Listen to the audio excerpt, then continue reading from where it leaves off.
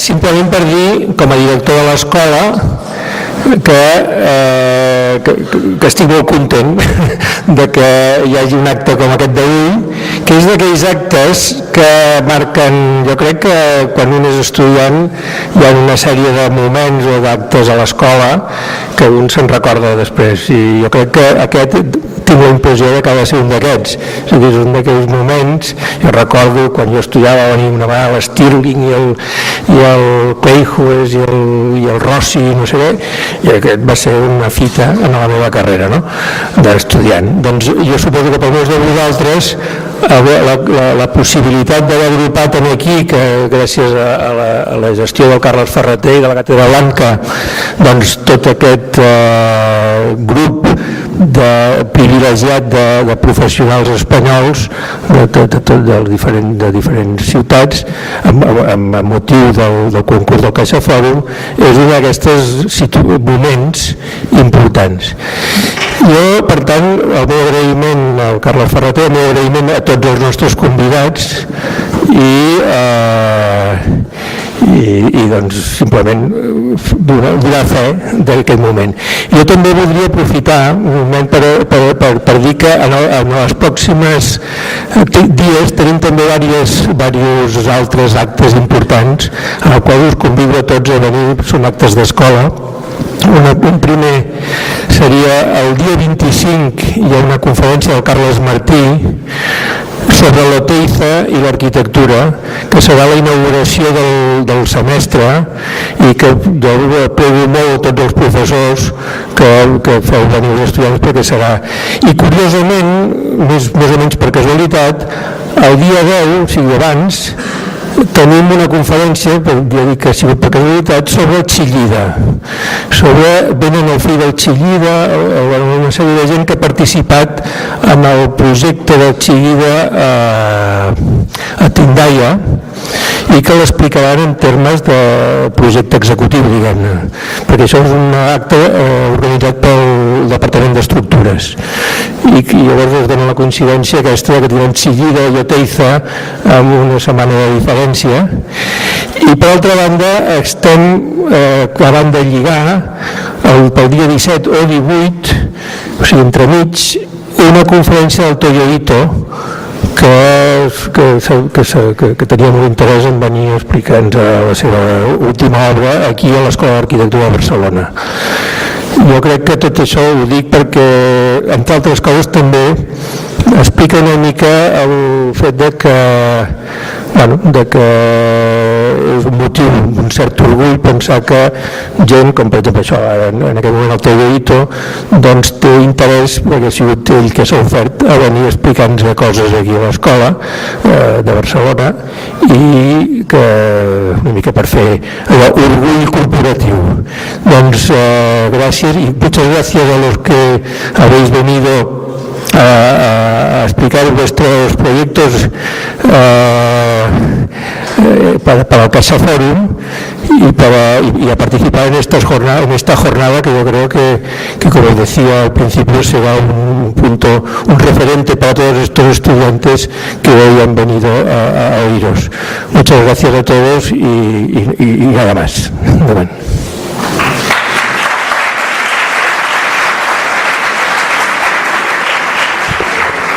Bé, només 4 paraules per centrar una mica el tema. Jo crec que estem en un moment complicat i difícil, professional i cultural, i en fi, hi ha tota una sèrie de moviments i d'expressions i d'opinions sobre per on tindrà que anar l'arquitectura els pròxims anys. No tant per la crisi, sinó per una crisi, jo diria, més estructural, una crisi una mica ideològica i d'idees. El fet de que encara hi hagi societats o institucions, en aquest cas la Caixa, que facin encara concursos que permetin el debatre idees i tal, jo crec que és algo positiu. Aquest petit concurs no és un edifici molt gran, són un edifici d'uns 5.000 i pico metres, però jo crec que era important en quant les persones, els arquitectes que van intervenir en aquest concurs tenien una sèrie de coses a dir. Algo també important és que per primera vegada la Caixa fa el concurs entre arquitectes espanyols, o sigui, ja passa vosaltres sabeu els Caixa Foros existents, que jo dic que penso que estan molt bé, són edificis que estan molt bé, tant el d'Isozaki de Barcelona com el de Madrid, de Arzón de Meurón, però en aquest moment la Caixa es planteja el concurs convidant arquitectes d'aquí del país. Per tot això jo crec que era un moment en aquesta escola per iniciar o fer un petit debat sobre aquestes qüestions que ens interessen als arquitectes i sobretot a les escoles, que jo crec que és l'únic lloc que queda per la reflexió, perquè ja tot a fora està o tan malament o va tan de pressa o ha anat aquests anys amb una eufòria exagerada, i que la reflexió només és possible, jo crec, en les aules d'una escola d'arquitectura i en les aules de projectes. És per això que això és una sessió de debat acadèmica, merament acadèmica, no es tracta de res més. El concurs ho va guanyar Carme Pinós, que serà l'última expositora, al qual hem felicitat tots els altres amb un gran fair play, perquè això sí que el tenim en aquest país, tots tenim un gran fair play i som amics, i jo crec que ells estan aquí perquè tots són, a més de que són bons arquitectes i que són gent preocupada, professors i catedràtics a diferents escoles d'Espanya i del món, però és que a més també hi ha una certa amistat, una gran amistat entre aquests arquitectes, per la qual el dia d'avui és com una petita festa. Ho hem muntat de la següent manera. Hi ha 20 minuts d'exposició per cada arquitecte, començarà Iñaki Ábalos, després em toca a mi per un alfabètic, després serà FOA, Paul Werner, que ha vingut en representació, també està Paulo Ros por aquí, que fue alumno y uno de los pilares del estudio de Alejandro y tal, porque él no podía estar. Después estará Pachi Mangado y acabará, como digo, Carol Pinós. Espero que si todos somos muy disciplinados y estamos 18-20 minutos en la exposición, nos quedarán unos minutos para debatir y para que nos hagáis alguna pregunta y podamos evitar la pancarta de Rivas. O sea que, Iñaki, tu turno.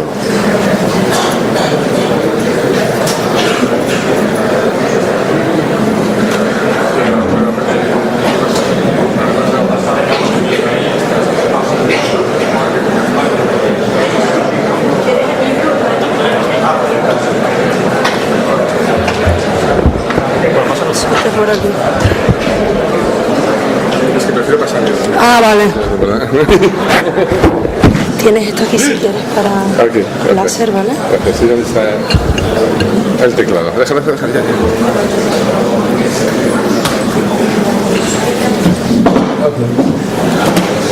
Hola. Hola, buenos. Buenos días. Bueno, lo primero es felicitar a Carmen Pinós por ganarnos a todos. Lo segundo es felicitar a Carles Ferrater por la iniciativa. Yo creo que, como se ha dicho aquí, cuando era alumno, recuerdo con nitidez absoluta estas sesiones de humillación pública y a las que nos sometemos ahora, agradecidos a Ferrater, porque creo que era una de las grandes formas de enseñanza que tenía la escuela, y cuando nos llamó, pues yo creo que todos dijimos que sí, por eso mismo, ¿no? Y bueno, dicho esto, comenzaré a hacer la exposición para ver si realmente podemos, y te pido, Carlos, que si a los 18 minutos me des un toque claramente. ¿Con qué paso? Bueno, me tocará a mí explicar el sitio. Está ahí cerca de esta cosa de la milla digital que se inventan, esos nombres que se inventan, ¿no? Para generar expectativas en una zona próxima donde estaba antes la estación, una próxima a la estación del AVE de Zaragoza, que todos conocéis, y que tiene una serie de equipamientos y alguna torre. Creo que se puede distinguir en ¿dónde? Vamos a ver.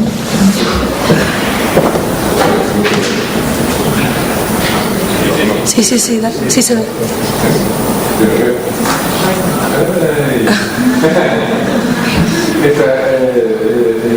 Esta historia que empieza por aquí, esa historia en torno, bueno, Y ahora hablo en el micrófono.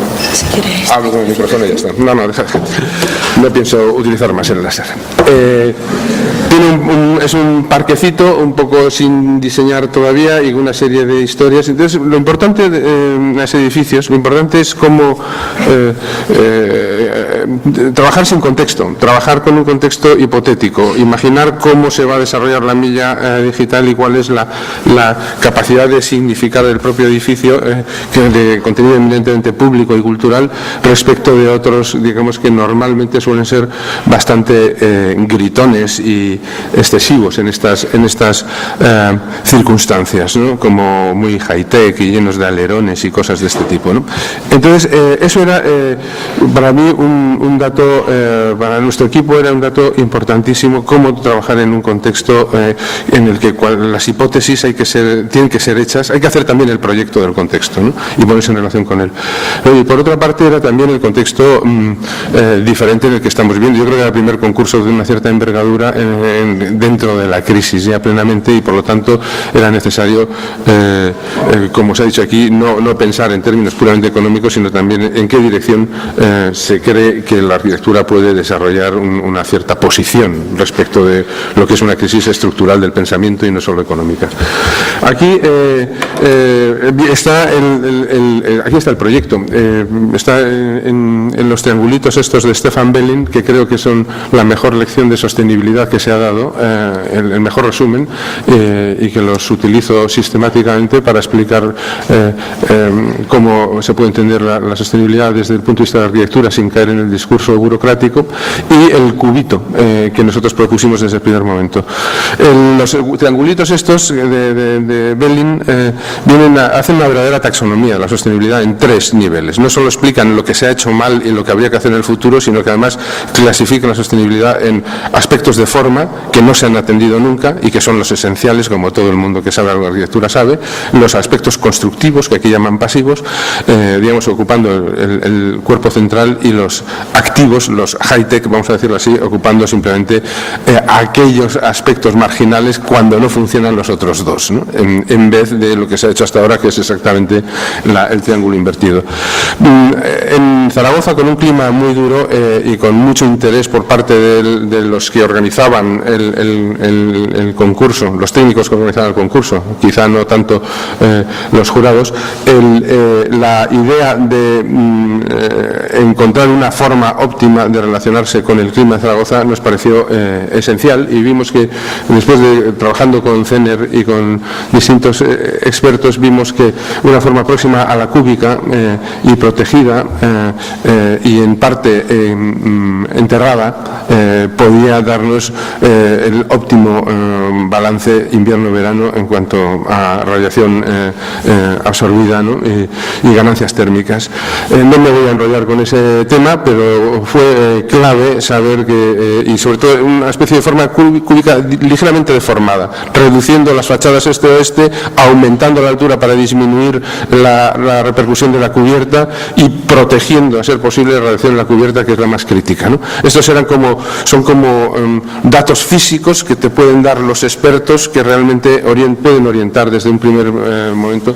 No hace falta que sean expertos, o sea, ya lo sabemos nosotros los arquitectos, pero bueno, siempre está bien tenerlo cuantificado.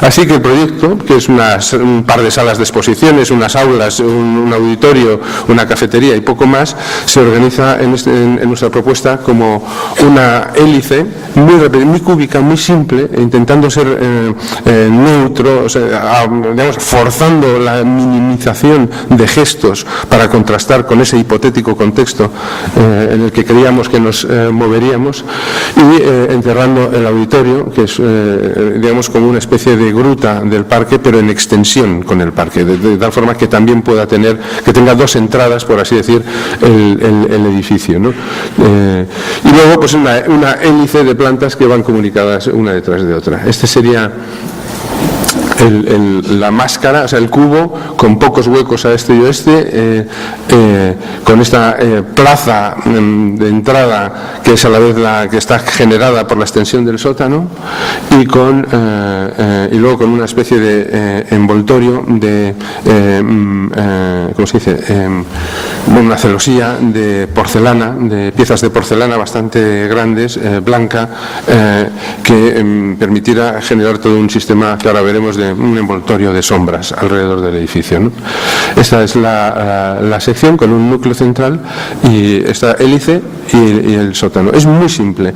La idea es que el edificio sea un museo en el que personas y el ambiente tengan la misma circulación y estén integrados, sea un único sistema, ¿no?, de funcionamiento. Intentar pensar un espacio, museístico, expositivo, que realmente genere un movimiento del aire equivalente y complementario al de las personas a base de emitir radiaciones, digamos, frigorías o calorías desde ese núcleo central.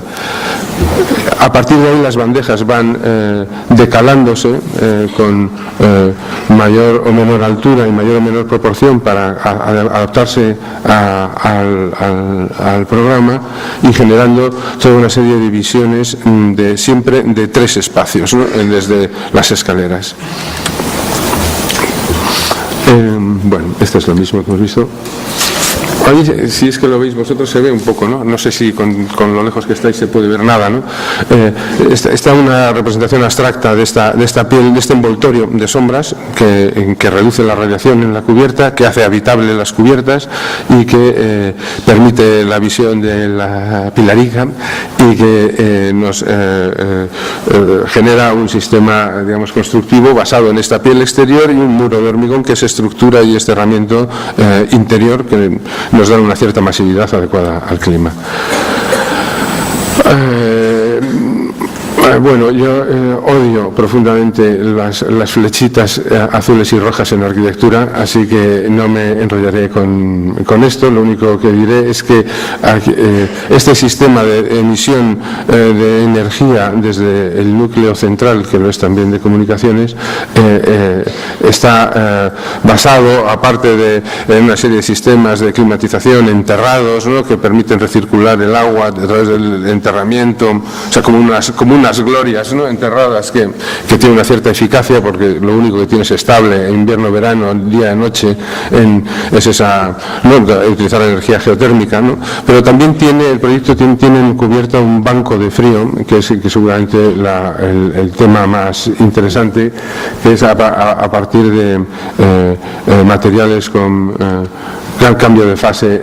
Esto sería invierno y verano, no me voy a enrollar. Materiales con cambio de fase a distintas temperaturas, que al cambiar de fase, pasar de sólido a líquido, pues disipan calor, y que con esta especie de recurso y pudiendo, como se puede actualmente, afinar la temperatura a la que pueden cambiar de fase, se hacen estos bancos, digamos, que son inertes, son parafinas, son más o menos parafinas, ¿no?, el material del que están constituidos, y que permiten en cualquier caso tener esta especie de equilibrio entre las frigorías almacenadas por la noche y emitidas durante el día. Digamos, tienes ahí un banco que lo gestionas y que realmente te permite encontrar un buen balance térmico en función, sobre todo, también de la cantidad de gente, ¿no?, que es la ventilación y la cantidad de gente son los dos principales enemigos, ¿no?, para el confort, ¿no?,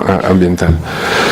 Hacia planta baja y planta bajo y planta sótano se organizan con un atrio que, como digo, tiene hasta 4 niveles distintos visibles enfrente de la plaza que hemos generado, y el salón de actos o el auditorio pues se abre, ¿no?, para conciertos nocturnos, en fin, otras actividades que se puedan dar, se abre al parque con esta especie de talud, ¿no?, que a la vez lo ilumina en ocasiones, ¿no?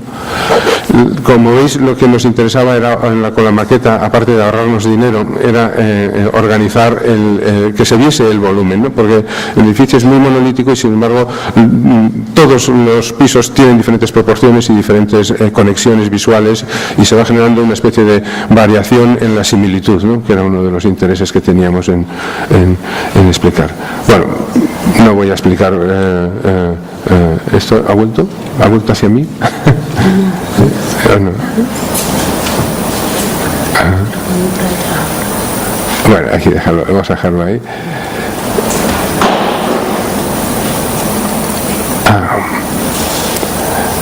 Y al llegar al programa de arriba, que son oficinas, cafeterías, etcétera, pues se organizan con 2 terrazas, adaptándose a las vistas y a la privacidad del programa. Y ahí se ve un poco, ¿no? Estas celosías se abren a los puntos más interesantes, por así decirlo, y las propias celosías de porcelana son las que definen todos los huecos. Solo hay huecos al exterior, solo hay huecos al exterior en los puntos de circulación, de tal forma que tienen, digamos, cierres automáticos por si hay exposiciones de media art o cualquier otro sistema que requiera la oscuridad total, y en ningún caso la radiación solar penetra al interior de las salas, solo hay vistas. Bueno, en este caso es una terraza exterior. Unas imágenes así muy vaídas, hay alguna aquí un poco más desde el interior del parque, quizá esta nos permita imaginar un poco las transparencias, etcétera, que se pueden producir. Estos serían como los sistemas de acceso. No quiere moverse. Se ha quedado ahí, tonta. Esta es una película hecha por un gringo que iba... No la podemos... Dale. Que iba acelerado, pero está bien con las prisas que tenemos, es verdad que se ve un poco el lado del estudio. Aquí tendríamos un atrio que da hacia arriba y hacia abajo con las conexiones con el auditorio y con las salas. Estos son los huecos a los que mencionaba, salas muy neutras, de distintas alturas y proporciones.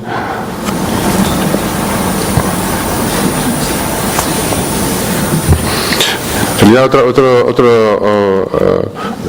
digamos, este concurso tenía otro aliciente por el que nos permitimos ser tan rígidos formalmente, que era la semipromesa de una asesoría de alto nivel, de arquitectos de alto nivel internacional al jurado, que no se produjo. Nunca en mi vida he ganado un concurso en el que no hubiera un buen arquitecto en el jurado. Ya está, muchas gracias.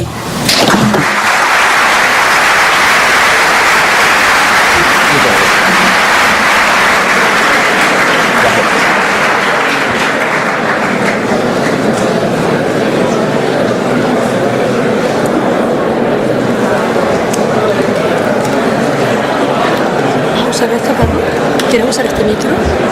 No. Bien.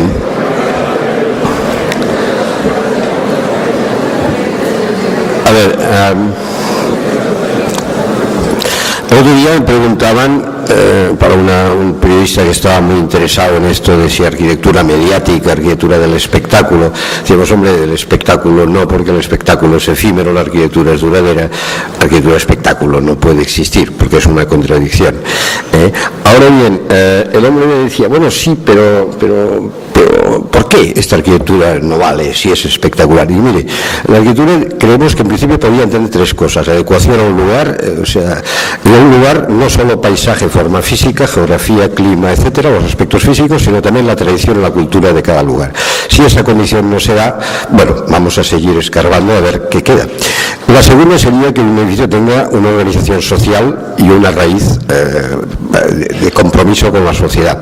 Si tampoco tiene esa condición, cada vez lo tenemos más difícil para poder juzgar esa obra como arquitectura. La tercera es que tenga una razón constructiva, la que sea. Hoy la tecnología permite pervertir relaciones que parecían inmutables entre forma y construcción, entre forma y función, etcétera, ¿no? Pero alguna lógica constructiva ha de haber. A partir de ahí, si no tiene ninguna de esas tres condiciones, oiga, ya no me interesa, no voy a seguir discutiendo. Será pelotazo, será mediático, será fantástico, pero le auguro una mala vida y una poca duración. Será un cadáver arquitectónico dentro quizá de pocos años.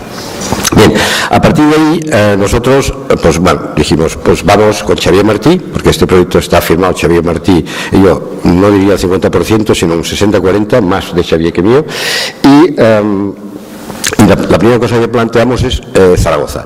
Para nosotros Zaragoza, y es el lugar, pues bueno, ya lo habéis visto, lo veréis luego en un fotoplano aéreo, es el lugar en el Portillo, en esa milla digital que ha explicado Iñaki, es el lugar que todavía no tiene definición entre la nueva estación y la antigua, etcétera, ¿no? Pero sí que había algo que para nosotros era muy zaragozano, o muy de allí, y es que Zaragoza tiene un clima bastante inhóspito. El Cierzo es terrible, es un espacio que... Porque el Pilar ahora tiene un espacio delante grande, pero había sido una calleja. ¿Por qué? Porque todo Zaragoza y el casco son calles pequeñas, la visión de la arquitectura siempre es en escorzo, y aquí estábamos en espacio libre. Entonces, lo que hay que hacer en Zaragoza, y yo esto lo he vivido muchos años dirigiendo la estación, el clima era terrible, tanto en verano como en invierno, y el viento, es protegerse de ese clima. Entonces, ¿qué es lo que es importante para los zaragozanos y para los zaragozanos en general? Yo diría que el cielo, la visión de arriba. Y eso está presente desde la Basílica del Pilar, la Mezquita Seo Catedral, está presente en el Palacio de la Alfajería y también en algunos edificios modernos, como en nuestra propia estación o en las bóvedas vaídas del auditorio, etcétera. O sea, siempre esa preocupación por el cielo, que es lo más bonito que tiene Zaragoza con el Cierzo, ese cielo fantástico. Bien, a partir de aquí, bueno, eso sería un poco la situación, ¿no? En ese lugar, un poco perdido. Este edificio iba a ir acompañado de otros edificios, ópera, teatros, etcétera, ¿no? Grandes edificios de equipamiento. La Caixa tenía ese solar ahí, no el mejor ni el más grande, pero bueno, en una posición, yo diría que de interés. Y nosotros, pues planteamos el proyecto pensando en algo, en una forma que fuera abstracta, que tuviera un poco esa doble condición del cielo, el edificio con una cierta protección, al mismo tiempo también las condiciones medioambientales que hoy se nos demandan, como ha explicado muy bien Iñaki, a los arquitectos, y al mismo tiempo el lugar y los vecinos que íbamos a tener en el futuro nos indicaban que quizá hacer un proyecto en ausencia de escala, en el que la abstracción fuera una nota importante, ¿no?, en cuanto a la expresividad del edificio. Y elegimos otra vez pues la forma de un gran cubo. Este cubo iba a ser un gran contenedor, nosotros íbamos a estratificar ahí los diferentes programas y la luz iba a jugar a través de los intersticios de su corona que lo cerraba, y íbamos a realizar una operación estructural curiosa que sería arriba del cubo plantificar una gran estructura aguantada por la fachada perimetral del edificio, y sobre ella íbamos a suspender una gran bóveda rebajada, mínima, con lo cual podíamos conseguir espacios de 1.000 metros a 1.000 algo metros cuadrados, 30 y algo por 30 y algo, 32 por 32, en ausencia de pilares y con un espacio absolutamente diáfano. Y a partir de ahí, bueno, esa es la idea de la pequeña estructura, de cómo suspenderíamos esos grandes volúmenes en el interior. Claro, aquí sabéis que siempre los arquitectos hay referencias. Yo creo que en este caso las referencias son claras. No son referencias fáciles. Cuando trabajamos pensando en Mies, pensando en el Corbu, pero hay unos arquitectos que también han sido muy importantes en nuestra formación y a los cuales tenemos una gran deuda, ¿no? En este caso surgió de forma natural esa referencia, ¿no? Y bien, entonces, ¿qué hicimos? Deprimimos una parte de ese parque. ¿Por qué? Porque íbamos a crear que el edificio fuera como una chimenea, íbamos a captar ese aire, íbamos a colocarnos, íbamos a arrancar, a preparar la erección del edificio desde el subsuelo. También bajo el parque íbamos a albergar los diferentes instalaciones, servicios, no sé, y esto es un poco el esquema. Íbamos a albergar los diferentes servicios y todos los elementos servidores, todos aquellos elementos de infraestructura del edificio, de circulaciones, almacenes, ascensores, escaleras, emergencias, ventilaciones, etcétera, etcétera, aseos, servicios de todo tipo, pasarían a la corona perimetral y formarían la gran fachada estructural del edificio, vaciando ese espacio interior de 1.100 metros cuadrados, del cual íbamos a suspender ese cilindro. Bueno, hicimos unas primeras maquetillas, ¿no?, para ver tal, y de esta forma ya construíamos la fachada, controlábamos las condiciones climáticas, la fachada de poniente se cerraba un poco más, etcétera, etcétera, ¿no? Pero en cambio la luz entraba de forma cenital, luz celestial que decía Elías, ¿no? O sea, esa luz que bañaría todo el atrio este enorme y daría luz a todos los servicios, quedando únicamente oscuros los propios servicios que componen la fachada. Entonces el programa lo estratificamos en capas. En el nivel inferior, en el -1, pero que es en foso, que tiene un jardín deprimido alrededor, que es el que le va a dotar de esta ventilación por diferencia y cambio climático, y va a funcionar el edificio como una chimenea. En ese lugar colocamos en el perímetro, en los dos lados, la rampa de acceso a logística, almacenes, vestuarios, instalaciones y tal. Y el edificio, el gran cubo, la gran masa del edificio, bajaba y se incrustaba en este foso jardín, que era un foso para poner esculturas, muy protegido de viento, etcétera, para hacer algunas manifestaciones, tal. Y entonces agrupamos todos los espacios de auditorio, de salas que nos pedían, para seminarios y tal, de una forma que permitiera realizar pequeños congresos, en fin, pequeños tipos de operaciones culturales. Y, como vemos, a su alrededor está toda la corona de servicios, de espacios sirvientes, ya lo digo claro, espacios servidores. Adelante. Eso sería la planta baja. La planta baja era un espacio completamente diáfano, en que la tienda, el pequeño bar-restaurante, el lugar de tal, ¿no?, pues quedaba ocupando esta gran plaza, este ágora, este espacio público, que por 3 posibles accesos al jardín perimetral exterior, salvando la altura del foso, daban lugar a la entrada principal abajo o la entrada principal abajo, o una entrada que sería para el restaurante, para tener un bar al exterior, en el jardín, etcétera. Ahí están las pequeñas cocinas en la esquina, los servicios, etcétera, ¿no?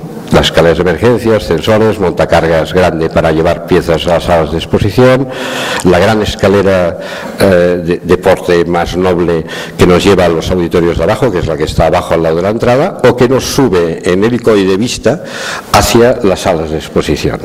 Y luego el lugar de business, los office tal, etcétera. Y este gran cilindro, que es esa bóveda rebajada, suspendido en su perímetro únicamente, sin ningún pilar, que tiene 700 metros cuadrados, está a 2 plantas y que ocupa las salas de exposición que nos pedían. Tienes control lumínico variable, porque la fachada la puedes del cilindro, y queda bañado por toda la luz que resbala por todos los intersticios verticales que van penetrando hasta el hall inferior. Y esas serían las grandes salas de exposición. Claro, 30 metros de diámetro, la forma circular ya no importa. Es un espacio tan grande que verdaderamente la ausencia absoluta de columnas y el poder montar cualquier tipo de exposición en este lugar. Adelante. Finalmente, sobre esa pronda estructuras, como se ve en aquella pequeña sección, que es de la que pende el cilindro y que tiene esa sección curiosa, ¿no?, en que las vigas se encuentran en un punto porque allí no hay esfuerzo, y entonces penden de la parte mayor de la cercha los tirantes que aguantan estas salas de exposición, y descansan sobre una bóveda que lo que hacemos, ya lo veréis, una bóveda rebajada que al comprimirla aumenta, debido al zuncho perimetral, optimiza el esfuerzo estructural, no teniendo que disponer de ningún pilar. Y finalmente, sobre esa planta creamos las oficinas con un gran patio ajardinado, con luz, con una pérgola solar, etcétera, etcétera, ¿no? Y todo esto quedaba dentro del contenedor. Eso serían unas secciones.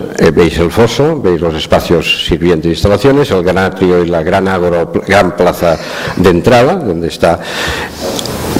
Adelante, sería un poco la visión de ese espacio cuando entras. Adelante, esa bóveda propusimos que José Manuel Broto, un gran artista aragonés, después de Saura y después de estar vivo, que está en París, que podía haber, yo hablé con él en París y me dijo, hombre, si en caso de ganar, pues encantado en participar en esa historia y crear ese nuevo cielo en Zaragoza, esa nueva visión hacia arriba. Adelante.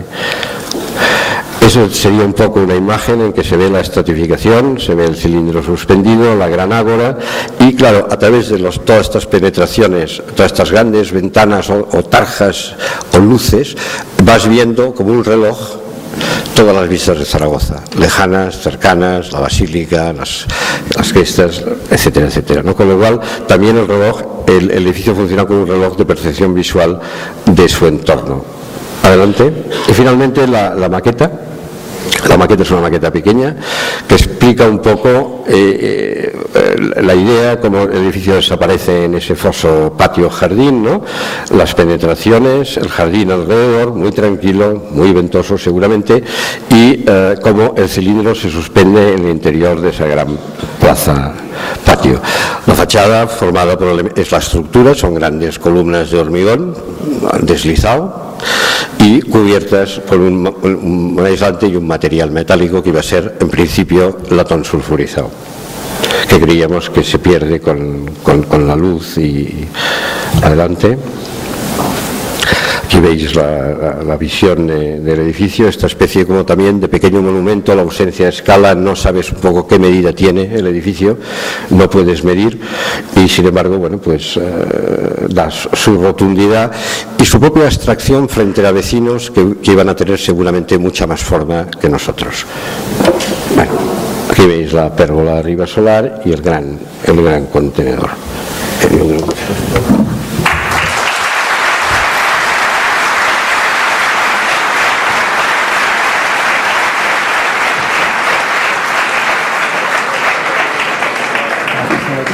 No, láser no.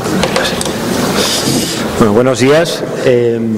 Primero de todo agradecer a Carlos la invitación. Evidentemente disculpar a Alejandro Zaera, que no ha podido asistir. Le habría gustado, porque de hecho disfrutó mucho de este concurso, de este proyecto y de todo el proceso. Bien, básicamente nuestra propuesta se fundamenta en tres pilares básicos.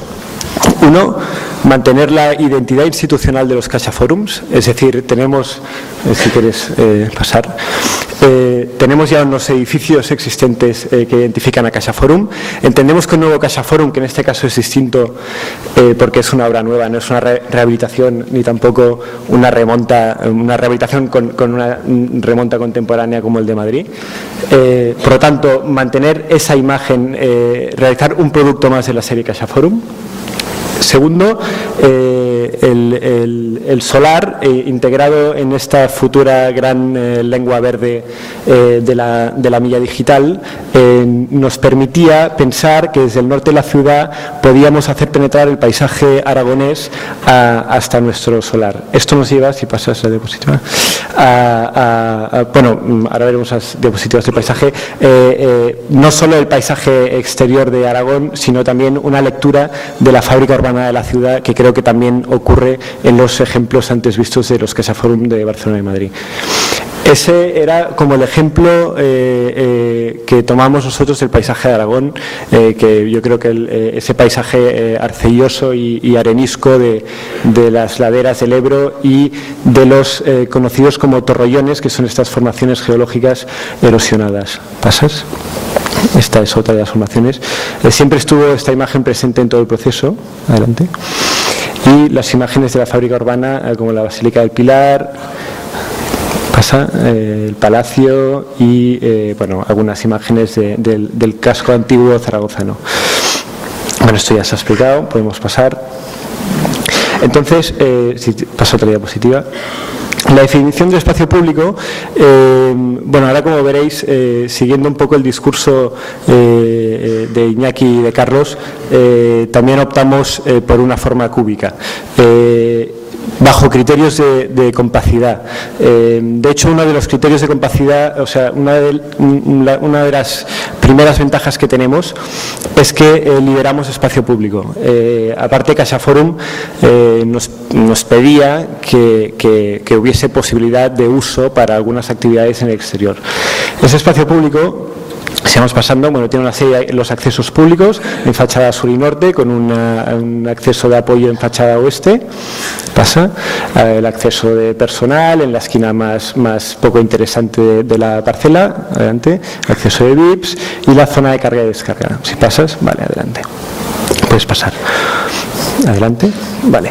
Entonces, las secciones, como también comentaba Carlos, estábamos muy concienciados. No era la primera vez que hacíamos una propuesta para la ciudad de Zaragoza, y conocíamos también la afectación del cierzo, que creo que puede llegar a velocidades de 100 km/h. A lo mejor, posiblemente, con las ventadas actuales que hemos tenido aquí, nos podemos hacer a la idea de lo catastrófico que puede ser. Entonces, planteábamos una topografía, ayudados también por unas plantaciones de vegetación local, como choperas, para prevenirnos de ese viento y también de la posible contaminación acústica del tráfico rodado de la calle Anselmo Clavé, que es la calle que tenemos al este de la parcela y que puede tener en algunos momentos un tráfico relativamente pesado. Adelante. Esas son imágenes de choperas en las laderas del Ebro. Adelante. Imágenes del Cierzo. Adelante.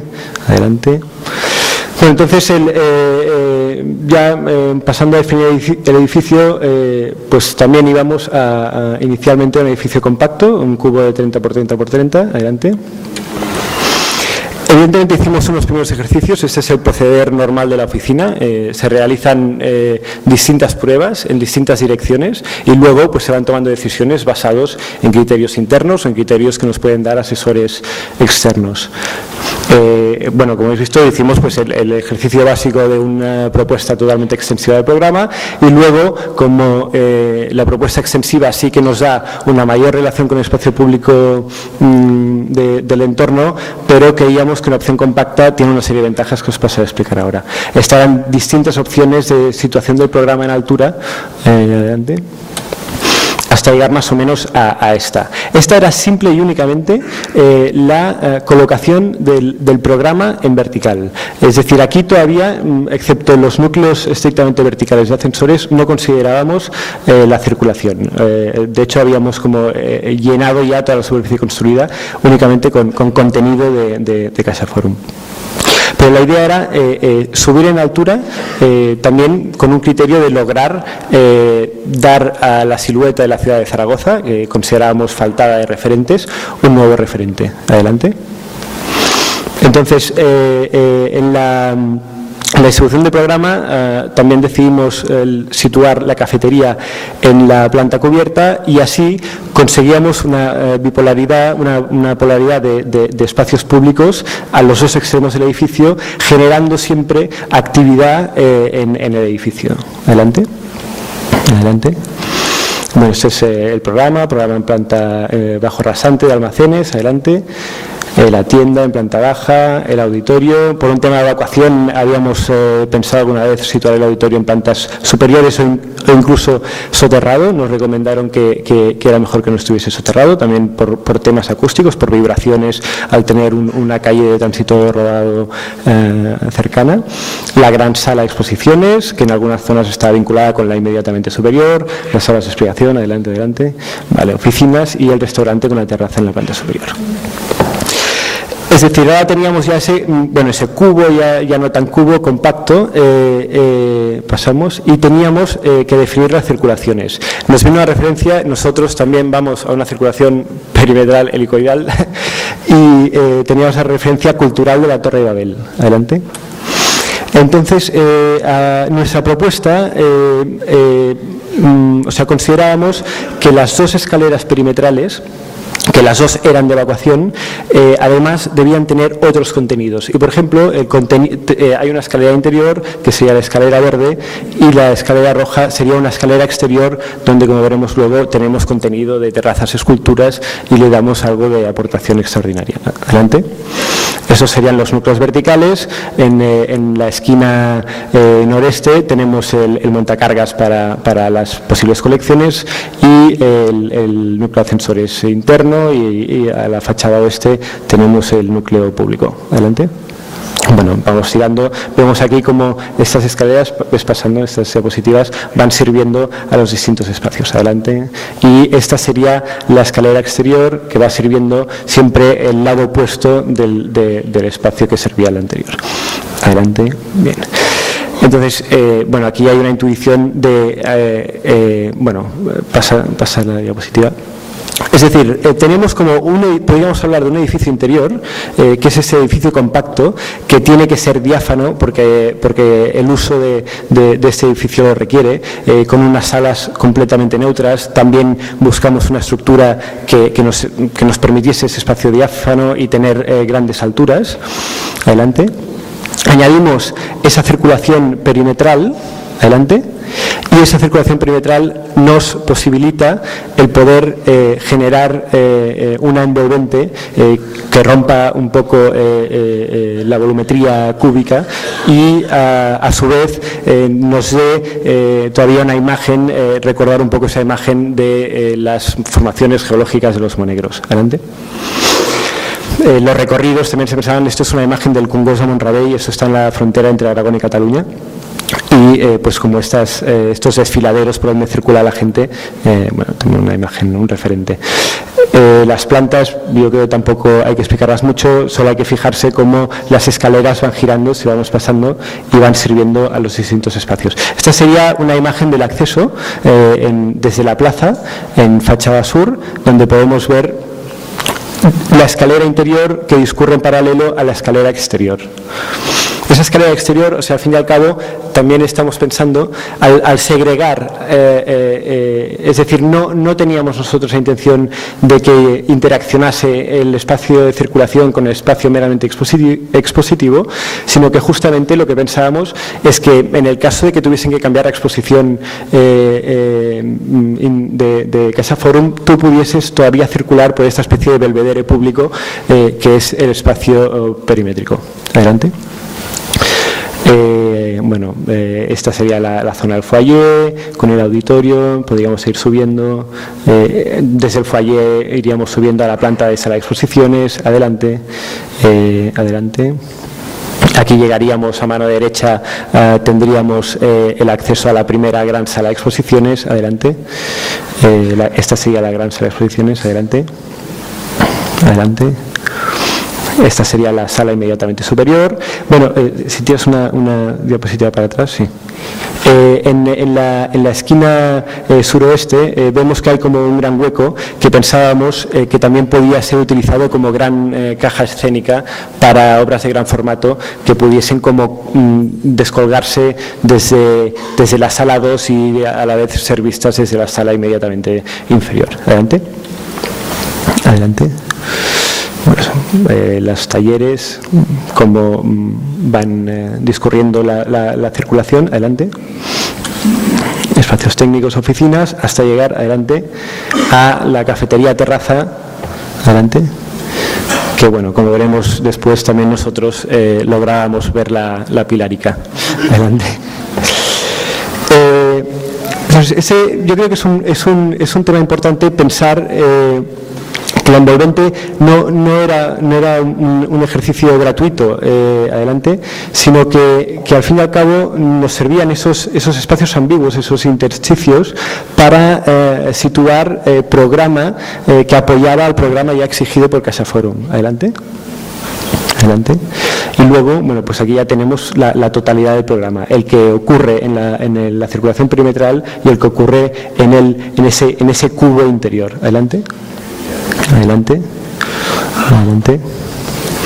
Bueno, aquí ya un poco como definimos el volumen. Cortábamos en las esquinas, que era donde había menos espacio potencial para añadir algo de contenido. Adelante. Adelante. Bueno, en la anterior, como podéis ver, en la anterior diapositiva, espérate, ya les preparamos la papiroflexia. Pensábamos que íbamos a ganar, ya teníamos la papiroflexia para la tienda de Casa Forum. Adelante. Estas son imágenes del proceso. Una vez más, la oficina testea distintas opciones. Entonces, a veces nos dejamos influenciar demasiado por las imágenes descompensadas de Torrellones, y al final el criterio de compacidad nos llevó a ser un poco más estrictos. Adelante. Y evitar voladizos, que también encarecían. Aquí ya son ejemplos de compacidad, ¿no? Y pensábamos, bueno, entonces ahora cómo teníamos que hacer el vaciado, cómo tienen que ser las ventanas, qué tienen que ser las ventanas, porque al fin y al cabo el espacio expositivo es un espacio totalmente cerrado, casi estanco. Adelante.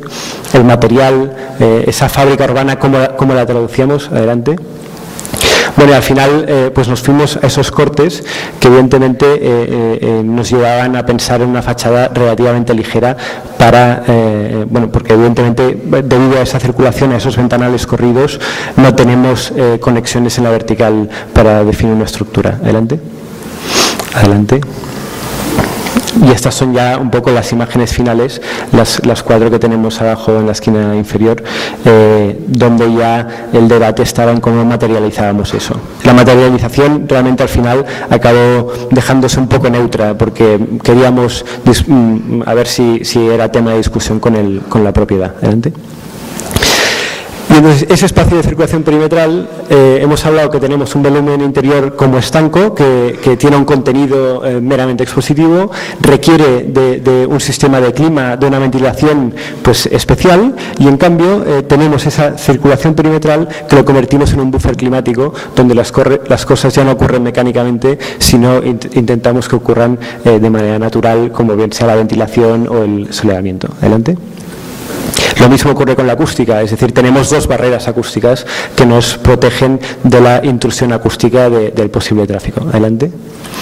Y lo mismo ocurre con la iluminación, una iluminación controlada en el espacio interior donde ocurre el programa de CaixaForum, y la circulación perimetral podría ser iluminada por luz solar. Adelante.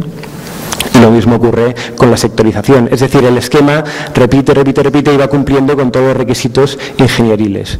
Es decir, podíamos solventar todo el proyecto en un solo sector y pensar que la evacuación se producía en el perímetro. Adelante.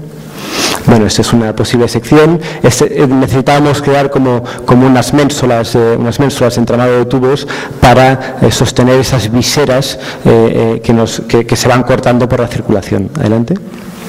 Adelante. Pues son imágenes de posible ejecución. Adelante. Pues la estructura, colaboramos con BOMA y bueno, tuvimos un inicio de posibilidad de estructura metálica, pero al final para mantener un poco las proporciones cúbicas y no irnos a demasiada altura, nos fuimos a una opción de forjado aligerado postesado. Adelante. Adelante, que sería esta. Bueno, adelante. Esta solución también de cara al cliente, pues es una solución rápida que permite desapuntalar y empezar a trabajar en las plantas donde se ha desapuntalado con otras partidas de la ejecución. Adelante. Estas son imágenes ya del acceso. Pensábamos adelante que la entrada principal, la superficie vidriada principal podía convertirse en un espacio de información. En el corte inmediatamente en la planta primera pues correspondería al foyer. Adelante. Esta sería la vista como llegando desde el casco antiguo. Adelante. Esta sería la vista llegando desde el norte de la ciudad, descendiendo por la milla digital. También bueno, vemos como hay algún hueco que rompe un poco la idea de la circulación, que es para el foyer. Adelante. Adelante.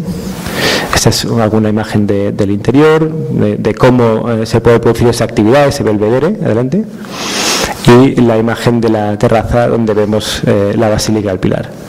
Adelante. Y nosotros también añadimos en la maqueta el efecto nocturno, porque pensamos que el edificio CaixaForum no es algo que debe tener únicamente exclusividad de día, sino que por la noche podían ocurrir cosas aún más con esa polaridad que ligaba espacio público en planta baja y en planta cubierta. Adelante. Adelante. Estas son imágenes de la maqueta. Adelante. Adelante. Adelante. Vale, bien. Y tenía un pequeño vídeo que no sé si me da tiempo de ponerlo. ¿No? Sí, un trocito. Sí, también no es por un gringo, pero va rápido también. Sí, está bien. No,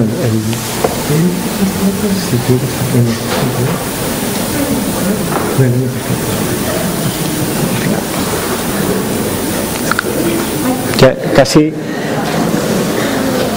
lo dejo puesto así rápido para que lo veáis. Bueno, si se carga, si no ya déjalo estar. sí que se carga. Vale. Bueno, pues nada, os dejo viendo la película. Gracias.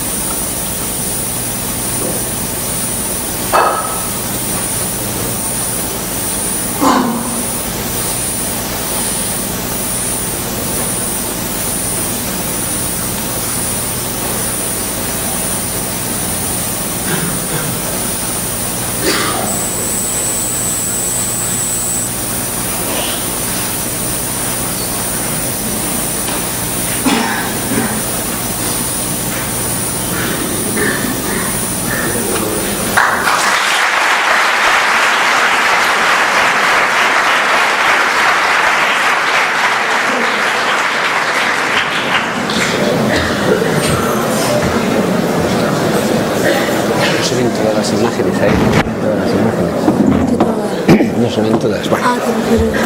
Bueno, buenas tardes. Me sumo a la felicitación por la organización de este acto, a Carlos, a la Escuela de Arquitectura, y especialmente felicito a Carmen por ganar este proyecto, con todo corazón además. Hay muchas explicaciones que ya se han dado. De alguna manera hay una serie de elementos y de reflexiones que se reiteran. Particularmente suscribo algunas de las reflexiones que respecto a la preocupación por una arquitectura comprometida e inteligente con el medio ha hecho Iñaki. Por lo tanto no las voy a repetir. Creo que el proyecto de alguna manera veréis que tiene algunas cuestiones que se reiteran en este sentido, la compacidad, etcétera, etcétera. Ahora entiendo por qué ha ganado Carmen también, porque me da la sensación que todos hemos hecho cubos menos ella. Y esto está bien, o sea, quiero decir que seguramente es la posición más inteligente. A mí una de las cosas que me preocupa de Zaragoza es lo fea que es, y particularmente me preocupa que esta zona, bueno, no me preocupa nada, pero vamos, me preocupaba cuando empecé a estudiar el proyecto. Esta es una zona que, como ya se ha dicho, es una zona muy mal caracterizada en términos urbanos seguramente no tampoco tiene un proyecto. Da la sensación que lo que es un parque con una serie de piezas sueltas. Esto, que seguramente es el único signo distintivo, esta reflexión que yo les puedo presentar hoy, tiene que ver con una preocupación que yo tengo, que es con la idea de los tránsitos. Veía este proyecto a futuro como una serie de piezas aisladas, absolutamente endogámicas, compitiendo como gallos de pelea entre sí. Y a mí me preocupaba mucho que tuviera que hacer un edificio realmente simplemente apoyado ahí. Me parecía que era muy interesante pensar en esta idea de los tránsitos y por lo tanto de la graduación entre el espacio público y el espacio privado, que a fin de cuentas era lo que iba a constituir CaixaForum. Y por lo tanto centré todo el proyecto realmente en la creación de una planta baja que significara ese tránsito, ya que no tenía ciudad sobre la que asentarme ni seguramente ningún otro valor urbano, simplemente había un parque alrededor, que ya veremos cómo será. Lo que hice fue reinventar precisamente ese trozo, digamos, de urbanidad que no tenía. Y por lo tanto centré fundamentalmente en la planta baja, la mayor parte, en la base, la mayor parte de aquellos elementos del programa que no constituían lo que eran exposiciones y fundamentalmente y oficinas. Se empezó trabajando, y aquí podéis ver todas estas maquetas, bueno, con distintas caligrafías, digamos, pero fundamentalmente todas ellas tienen una planta baja que es mucho más extensa y que crea un recinto de acceso. De hecho, en el programa se hablaba bastante, se hablaba de esta posibilidad de tener un recinto para organizar actividades al exterior.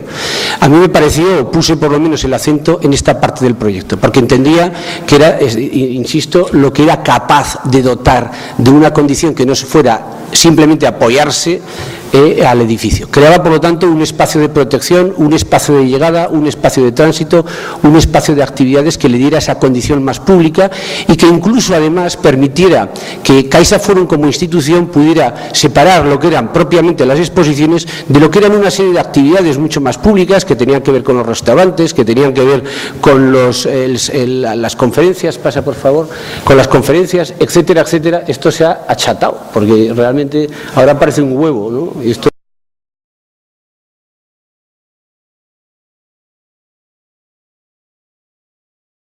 ahí se ve bien. Es que aquí se ve como un huevo. Digo, qué feo es este huevo. Bueno, entonces no es un huevo, es más o menos una circunferencia relativamente. Entonces, efectivamente, esta planta es la que resume y la que contiene todos aquellos usos que tienen esa condición no más pública, puesto que las exposiciones no son, pero digamos de tránsito más continuado. Permitía, por otra parte, como vemos en el ángulo superior de la izquierda, un acceso a lo que era fundamentalmente mercancías, sitios de almacenaje, etcétera, que estaban en el sótano, y permitía también un acceso directo a lo que era el salón de actos, que como veis se organiza en esta planta. En torno a ese gran patio, vamos a llamarlo de acceso, en torno a ese gran atrio circular, se organizaban por el restaurante, las cafeterías, la tienda, etcétera, y también la posibilidad, es un atrio que se cubre con unos toldos, etcétera, la posibilidad de resolver, digamos, estos programas más públicos.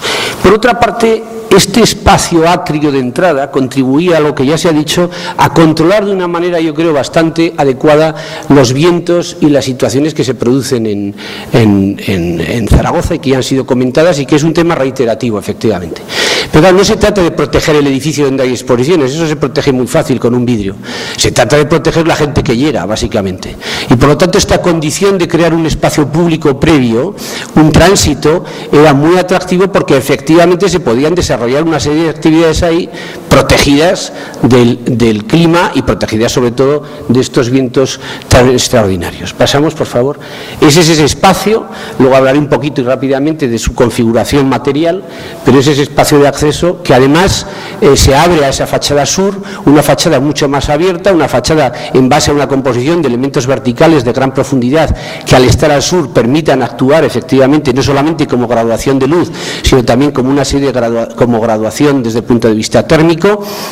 Esto no voy a insistir mucho porque creo que Iñaki lo ha glosado y efectivamente es la forma arquitectónica, en definitiva es la arquitectura la que es capaz de obtener el 80 o el 90% de la arquitectura inteligente y no toda esta especie de sistemas aditivos de nuevas tecnologías que aquí no se utilizan, lo que es capaz de hacer un ejercicio, digamos, inteligente en la relación con el medio. Pasa, por favor. Las plantas superiores se organizan de una manera muy elemental, contienen las exposiciones nada más. A partir de una gran escalera pasa, que es esta, que está en un vestíbulo que constituye el punto central del edificio. Por un lado, cuando uno entra en esa planta baja se encuentra este gran vestíbulo, se entiende el edificio perfectamente, puesto que la zona más opaca es esta que contiene las exposiciones, a partir de esta escalera, que lógicamente argumenta también el gran espacio central. Y pasa, por favor. Y bueno, y simplemente estas son las plantas. En la planta de arriba hay una serie de oficinas, es donde la gente va a estar más tiempo trabajando y por lo tanto parece lógico el situarlos en ese punto más alto. Pasa. A mí no me gusta mirar mucho al pilar porque también me parece muy feo. Entonces, no sé, la verdad es que el pilar es un edificio bastante feote, ¿no? Entonces, lo que sí era importante es que los que estuvieran arriba tuvieran mucha luz y esta es la sección que creo que resume perfectamente esta condición de un edificio base, de un edificio ocupado en toda su plinto, digamos, y donde emerge una pieza mucho más opaca que efectivamente un cajón que contiene las exposiciones y que además, pasa por favor, permite, y luego lo veremos, obtener una cierta inercia. Perdón, ¿podemos pasar un momento a la planta? Sí, porque en la planta quizás se explica, en las anteriores, se explica muy bien cómo efectivamente esta pieza de la izquierda, que es la más compacta, la que se eleva, tiene ese concepto, digamos, de lo que son las escaleras o lo que son los aseos, etcétera, se colocan en las fachadas este-oeste y por lo tanto permite, y algunas salas de conferencias en la fachada norte, y permite efectivamente crear un edificio mucho más inerte, un edificio con una densidad construida en ese perímetro y solamente controlado a través de esa fachada sur con elementos más o menos variables. Pasa, por favor, pasa. Esta es una imagen del edificio, a la anterior se puede. Que el edificio se materializa utilizando básicamente dos materiales que a mí me interesaban. Por un lado, todos estos elementos que configuran el basamento y esta fachada a sur son elementos hechos con chapa galvanizada. Ya hemos utilizado, tenemos alguna experiencia en el Centro, por ejemplo, de Nuevas Tecnologías de Santiago. Son elementos, son pletinas de chapa galvanizada muy profundas, obtenidas con material reciclado. Por lo tanto, es un galvanizado con unas texturas a veces muy extrañas, incluso tienen bultos, tienen cosas, pero que a mí me parece que en términos de masa y materiales tiene una enorme expresividad. Todo él se hace atornillado y sencillamente se van haciendo unos rebajes para permitir la entrada de luz en la zona de restaurante, en la zona en la fachada sur con una cierta profundidad para graduar, como ya sabéis, el ciclo verano, invierno, etcétera. Lo que es, pasa por favor, el núcleo mucho más denso se hace con unas piezas de terracota.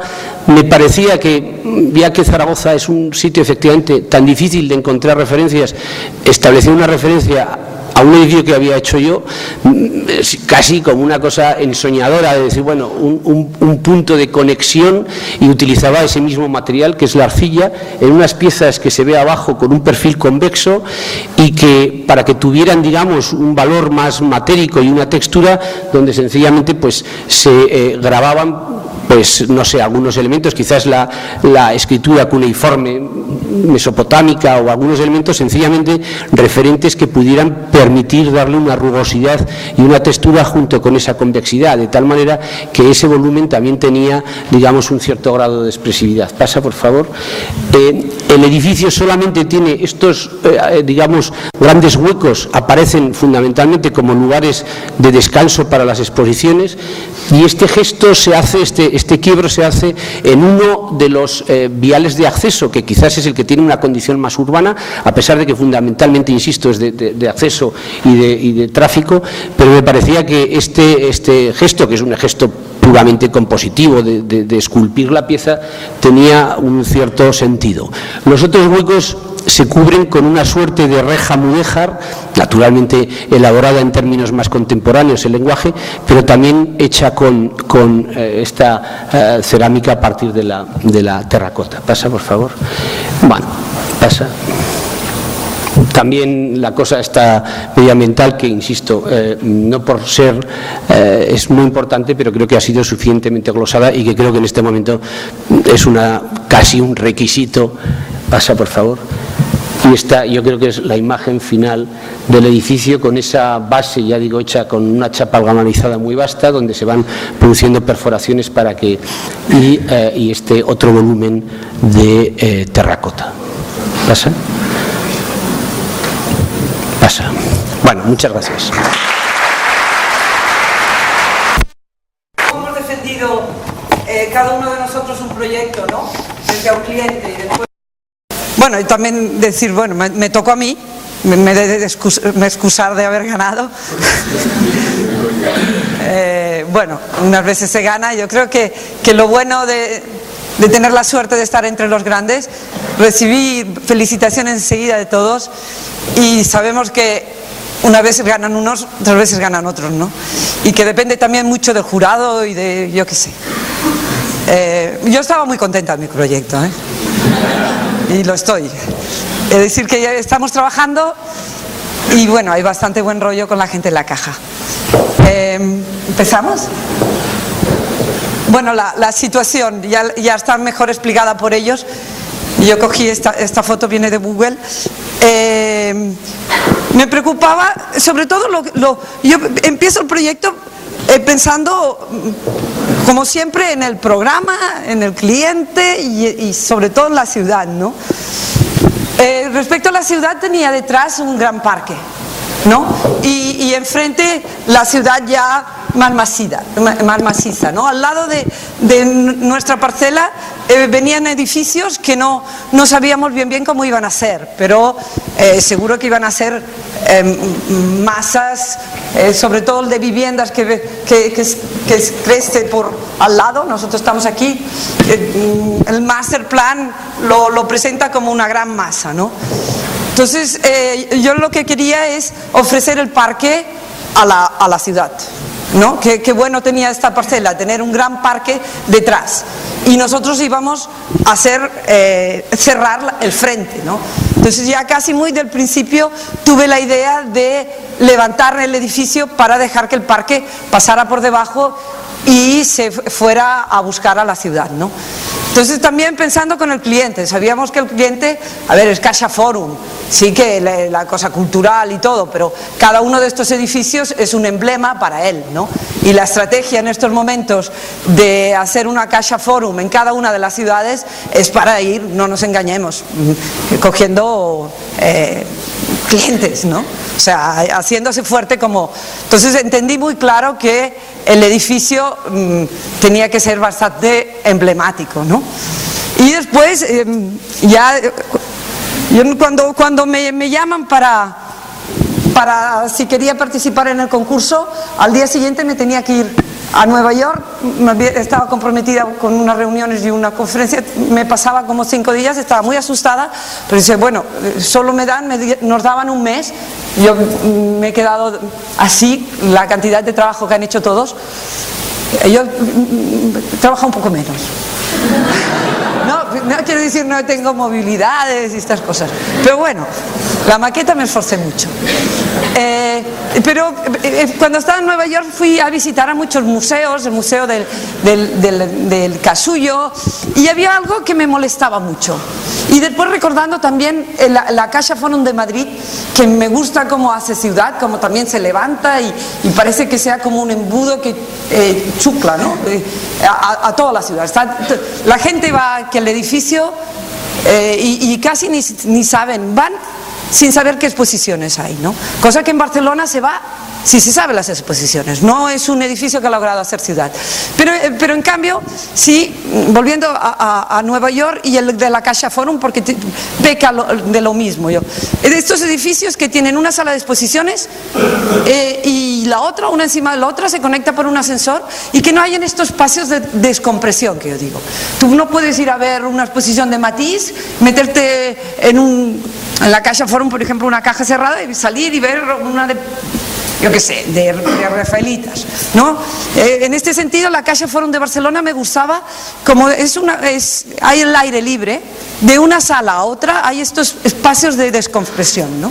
Yo empecé mucho el proyecto basándome en esto, basándome en que quería dar y ofrecer el parque a la ciudad y quería ofrecer unas zonas expositivas que fueran como un paseo y que de una sala a la otra hubieran un espacio de descompresión, que yo digo, como de mirar al infinito, de no meterte en un espacio cerrado que te comunica a la otra sala de exposiciones. Esto era un poco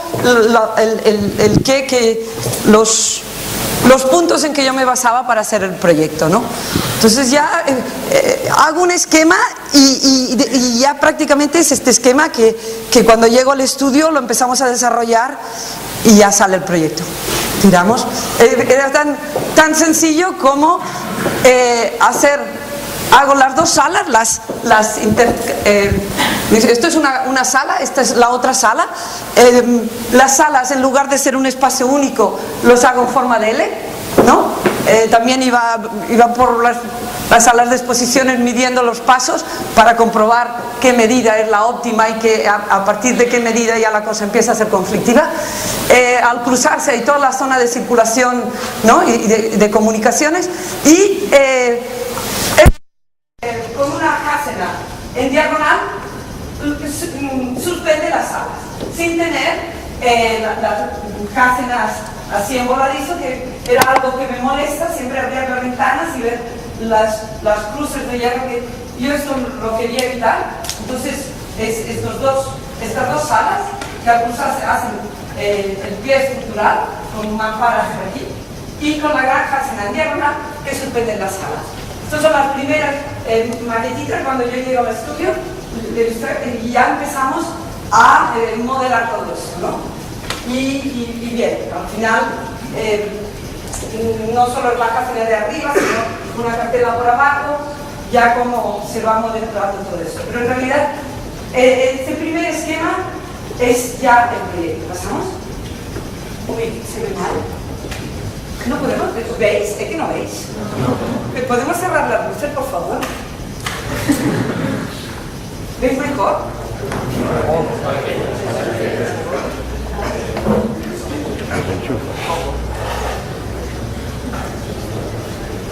Lo paso siempre en blanco y negro de fondo, pensando que se veía mejor, pero... Bien. Entonces, lo único que llega al suelo... Estos son los edificios que ponemos, bueno, al lado, que no sabemos bien. Lo que queremos es llegar abajo con lo mínimo posible. Llegas con lo que es el cuadrado de la superposición de los dos. El lobby se crece libremente por debajo de las salas y lo único que es el lobby, la parte de abajo es el lobby y la tienda, ¿no? Y debajo del otro hacemos un pequeño jardín que va descendiendo a buscar el auditorio, ¿no? Pero la idea era liberar totalmente, lo máximo posible, el suelo para hacer que nuestro edificio fuera casi la entrada al parque. ¿Pasamos?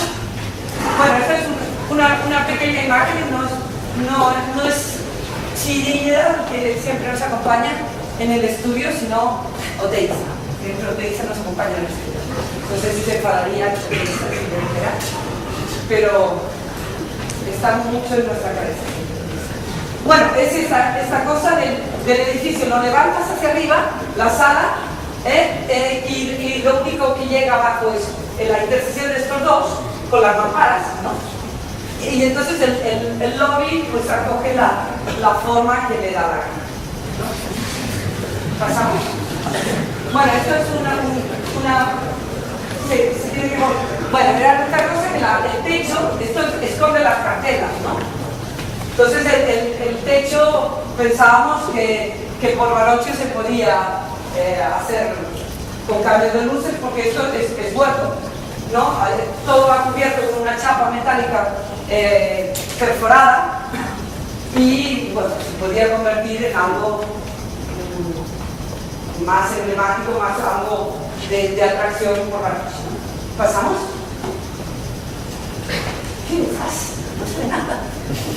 ¿Sí o no?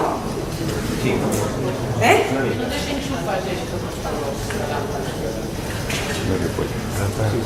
Ya se ve, ya se ve. Bueno,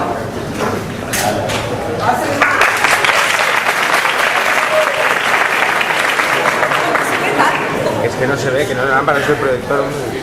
yo no entiendo.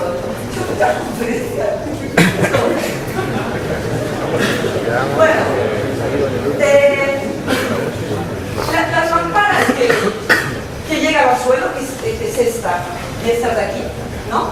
Pero si veis esa mampara de hormigón, tú exteriormente ves este trocito, que lo veis así pequeño, pero en realidad esta mampara continúa hasta aquí, ¿no? Y esta otra la cartela, ¿no? O sea, la sensación que tú tienes desde fuera es como si estuviera todo suspendido, ¿no? Pero en realidad hay todo este gran espacio que lo está sujetando. Entonces, bueno, aquí veis que es el lobby, la parte central donde hay las escaleras, los montacargas, por la parte de detrás es la carga y descarga, la entrada de los oficinistas y por aquí delante todo lo que es la entrada del público. La tienda también se ve desde la calle y aquí hay un pequeño jardín porque el auditorio lo colocamos debajo y un pequeño jardín va a buscar la sala, ya lo veréis, que es este pequeño jardín que desciende y que comunicará con el auditorio, ¿no? Entonces, veis aquí, comunicamos esto de las salas, veis esto que os decía de la compresión, veis que las salas están,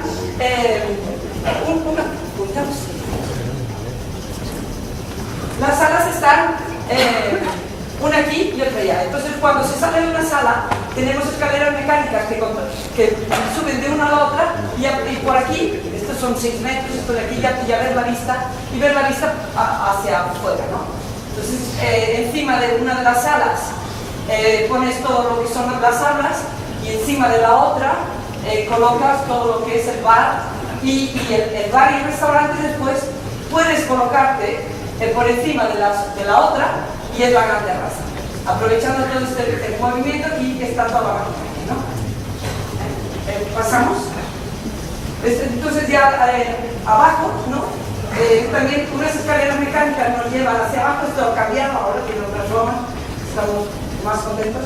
Esto es el auditorio, este auditorio que va bajando, y entonces a partir de esta nota conectas con el jardín, que es este jardín, entonces haces lo que es el foyer, hay un foyer interno, pero hay otro foyer externo que con estas gradas va hacia adentro, y la sala VIP está en el fondo del jardín, ¿no? O sea, esto es una...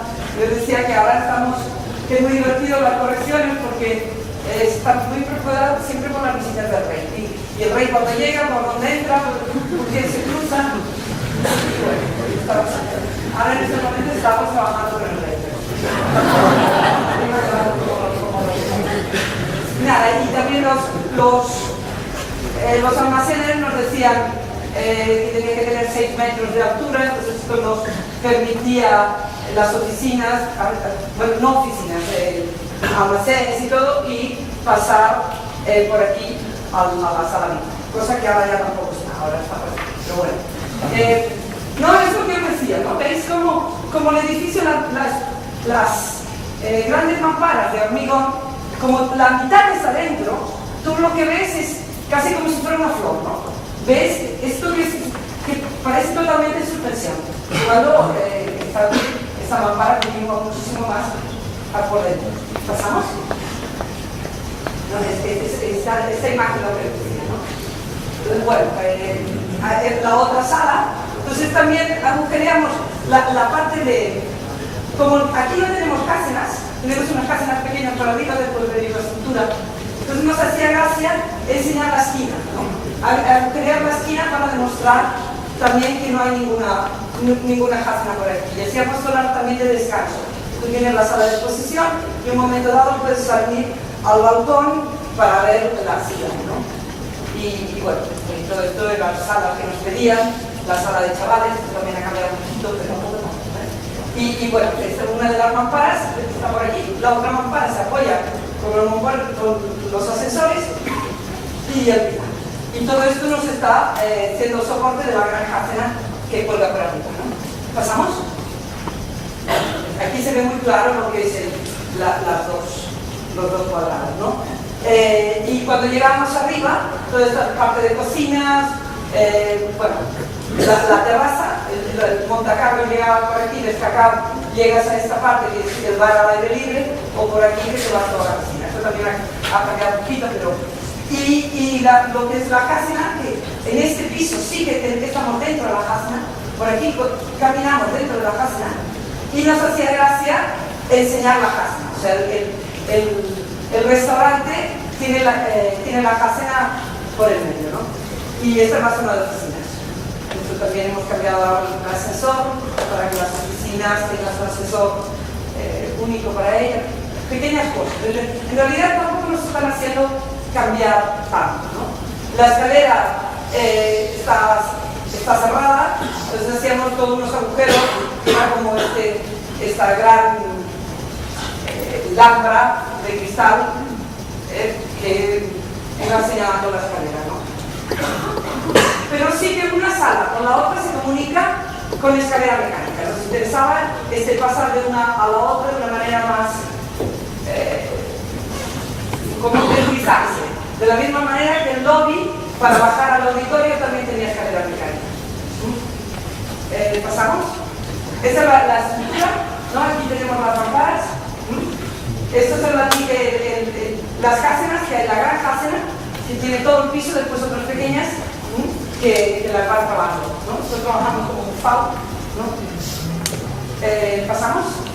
Y esto es lo que pasamos un poco antes de hacerlas.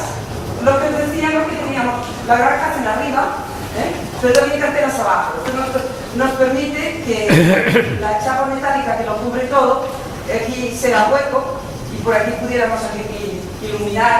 También los dibujos de esta chapa y todo lo estamos ahora trabajando. ¿Pasamos? Estas son las placas de cintura. ¿Pasamos? Y aquí ya, es decir que los renders primero, ya ahora cuando estamos invirtiendo, primero era toda esta chapa, una chapa más pesada y el hormigón de color más claro. En el momento que hicimos la maqueta, descubrimos que era más bonito hacer esto más ligero, porque la maqueta esto lo hicimos de metal claro y lo otro lo hicimos de acero inoxidable. Y esto nos ha hecho reflexionar y estamos cambiando. Bueno, esto ya lo veis, en función de la ciudad le das el gran lobby. Después hay una medianía. Como aquí tenemos mucha altura, se nos crea en este espacio intermedio una mezanina, ¿no? Que tiene salida a la terraza, que es el techo del lobby, y lo utilizamos como pequeña biblioteca de consulta de canal. Bueno, pasamos. La siguiente escalera, ponemos otra escalera que estamos trabajando también, que queremos que sea bastante escultórica, que lo bueno es que no llegas al final, ya lo veréis después, esta escalera traspasa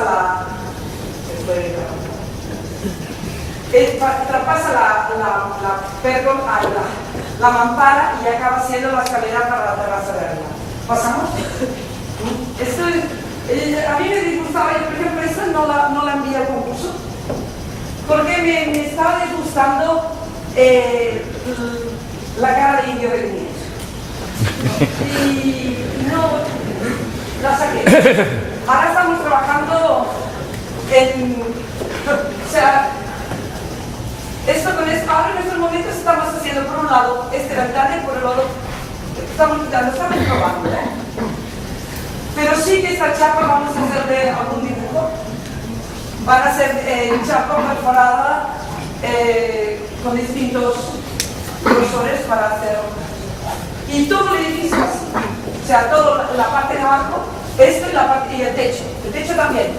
Y como ponemos toda la maquinaria arriba, y esto es una chapa perforada, pues el techo va a ser totalmente continuo y con los distintos agujeros controlaremos la ventilación. ¿Pasamos? Esta es la planta mezanina que decía, ¿no? Que es la planta que hemos tenido al levantarlo, el cuerpo intermedio que es el único que llega, aquí tenemos lo extra de metro cuadrado que dábamos para hacer esa pequeña biblioteca, ¿no? Esto es la terraza con toda la vista al río. ¿Pasamos? Ya. ¿Veis? Aquí es cuando descubro que está más bonito, que esto sea más ligero y que esto sea más pesado. Y ahora estamos cambiando. ¿Pasamos? No, era muy... Yo decía que era matemático el proyecto porque nos encajó todo el programa, era muy... al tenerlo todo suspendido y al... o sea, era como difícil que aquel esquema... Yo llegué muy asustada pensando, bueno, este esquema yo lo tenía más o menos hecho a mano, pero sin medidas, y íbamos muy cortos de tiempo porque la verdad es que han trabajado mucho la gente, pero nos dieron que 4 semanas, ¿no? Poquísimo. Entonces yo había perdido ya una y dije, si este esquema no cuadra, ya está, perdido, ya fuera.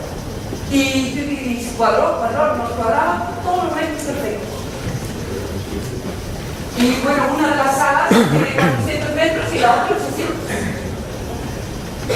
Y todo esto nos iba dando todo el proyecto, porque claro, lo empaquetabas, allí estás como por estructura, por decisión de llevarlo todo, si no te encaja, pues...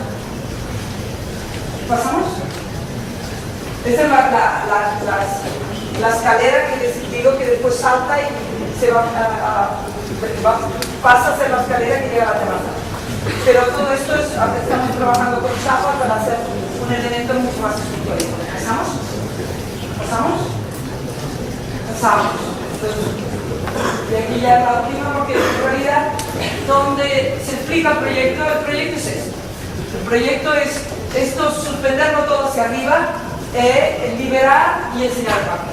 Y la parte de abajo se puede convertir en una zona de exposición de maquetas, y esta es la escalera que viene, que pincha del otro lado, sale por aquí y aquí te llegas a otra terraza que puede ser también parte de alguna exposición abajo, ¿no? Ya está.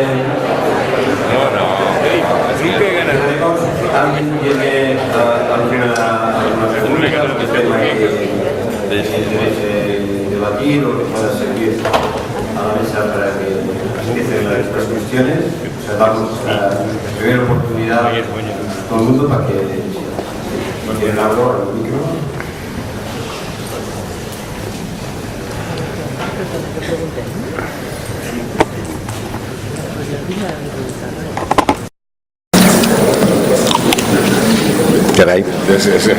Directos a la pancarta. Bueno, pues entonces, bien, yo para tranquilizar a Iñaki con esto de que esto era casi una sesión de autoflagelación colectiva, y de felicitar a Carme por este magnífico proyecto, yo te diría, Iñaki, que perder es cojonudo, porque es lo que hace que ganarse la hostia. O sea que entonces, bueno, a partir de aquí es broma, no sé, ¿quién quiere intervenir? Verdaderamente nosotros vamos a mucho de carne, es decir, es la que trabajo menos. Yo creo que tampoco es verdad. Verdaderamente nosotros en nuestro proyecto intentamos optimizar al máximo, y cada vez lo hacemos más, rentabilizar todas las decisiones de forma que con el mínimo material podamos conseguir el máximo, ¿no? En cada caso. Y eso, pues bueno, decir, bueno, pues las columnas ponemos de esta manera creamos esto, etcétera, etcétera, ¿no? Y los pasos del proyecto, hacer los mínimos, porque además cuanto menos haces, menos te equivocas. Pero bueno, yo invito, no sé, Pachi, va.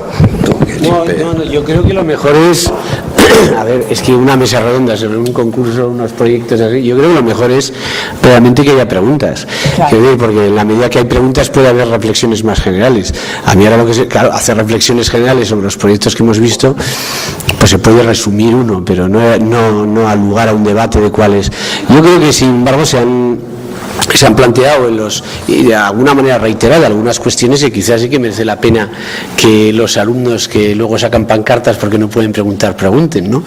Me parece que esto es importante, o sea que no sé, yo os animaría a que perdáis es decir, habéis visto 5 proyectos que son unas aproximaciones, algunas más parecidas que otras, pero en todo caso con signos distintivos todas, y que quizás merezca la pena que eso mismo os lleve a alguna reflexión.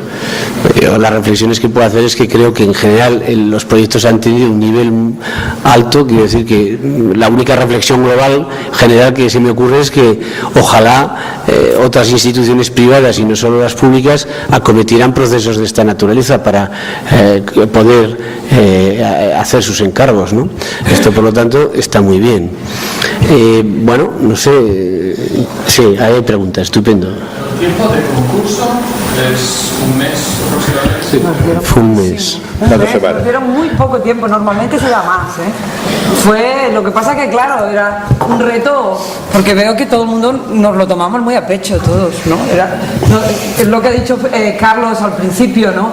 Que estamos en una época